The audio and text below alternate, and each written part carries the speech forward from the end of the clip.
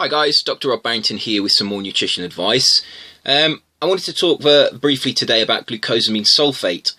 Glucosamine sulphate I think is a useful dietary supplement. It's taken by people who have joint pain, and studies have investigated the effects of glucosamine sulphate and found that it is effective at relieving pain in joints. Those people, for example, who have arthritis, and also perhaps those people who have pain through sports injuries. Now, although glucosamine has extensively been researched, it's not exactly clear how glucosamine works. One theory suggests that glucosamine is absorbed in the body. That increases plasma levels of glucosamine. That in turn increases the amount of glucosamine in the synovial joints, and that glucosamine is then incorporated into glucosaminoglycans, which are required for the formation of cartilage. That is the mainstream explanation of how glucosamine is effective. However, there are problems with that theory, and one of the problems is that glucosamine in its oral form, in tablet form, doesn't seem to be able to increase plasma levels of glucosamine. So whether that explanation is correct or not is not fully understood. Another possible explanation, which is worthy of discussion, is the fact that glucosamine usually comes in the sulphate form. You buy the capsules as glucosamine sulphate, and that really means that there is a glucosamine molecule attached to a sulfur molecule. Now, it's interesting that sulfur is also required for the formation of cartilage.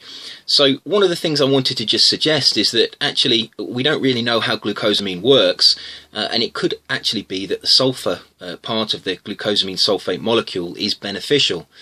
Now, the fact that glucosamine is beneficial, for example, in its hydrochloride form, does seem to indicate that the glucosamine itself does have an effect. But we find that those people who have joint problems do seem to benefit from taking supplements that contain sulfur. So what I really wanted to suggest in this video is that if you do use glucosamine, I would suggest that you use the glucosamine sulphate form, because that might be more effective. Now, the scientific evidence for this is not conclusive, and there really hasn't been a study that has established which form of glucosamine would be the best one to take.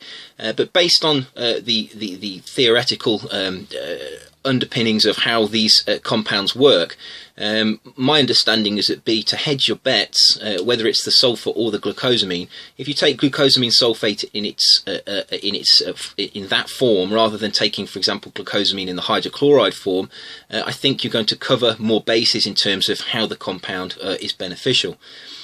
Now, another thing to mention about glucosamine sulphate is it's usually associated with those people who have joint pain. But there is an interesting study that has been published that looked at a whole range of dietary supplements and their effects on health.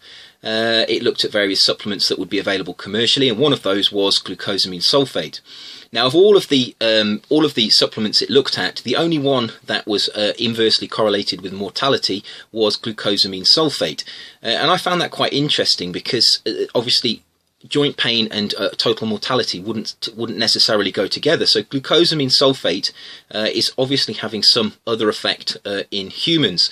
And if we look at the way that glucosamine seems to work as an anti-inflammatory in joints, we might suppose that glucosamine sulphate is effective as an anti-inflammatory in tissue as a whole.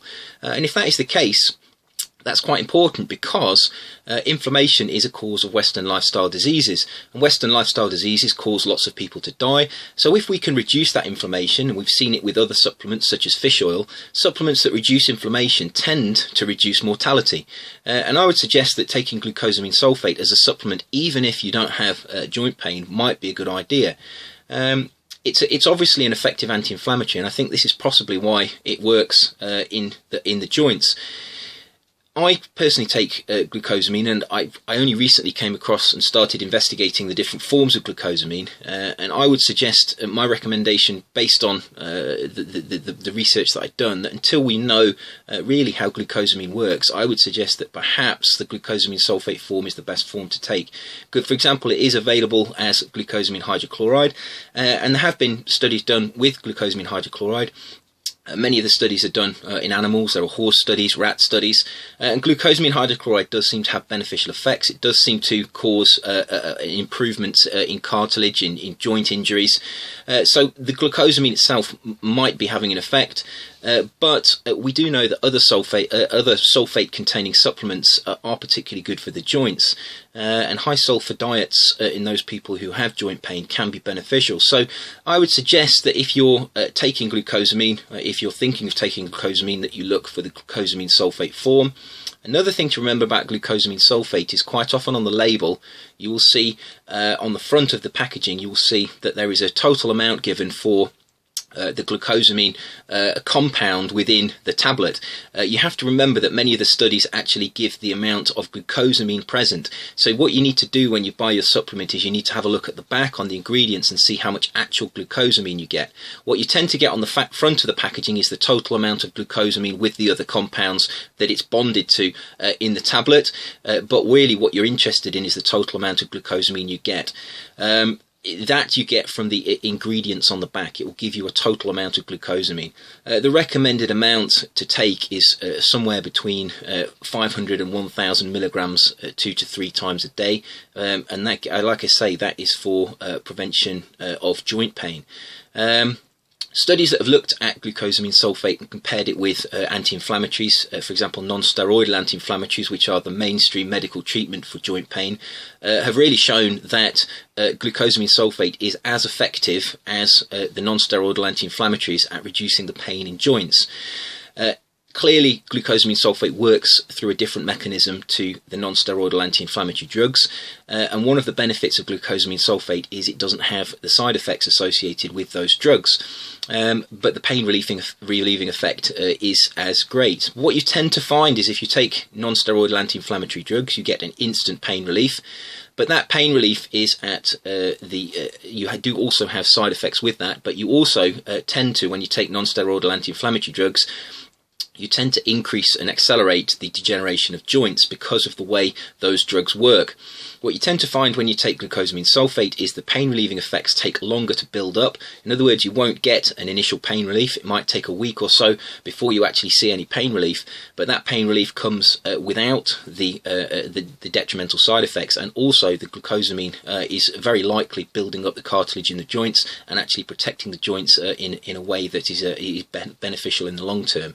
So over the long term, glucosamine sulfate seems to be far superior to non-steroidal anti-inflammatories. It's just as effective as a pain reliever, but it doesn't seem to have that instantaneous effect. So if you take it and you don't feel effect straight away, that's normal.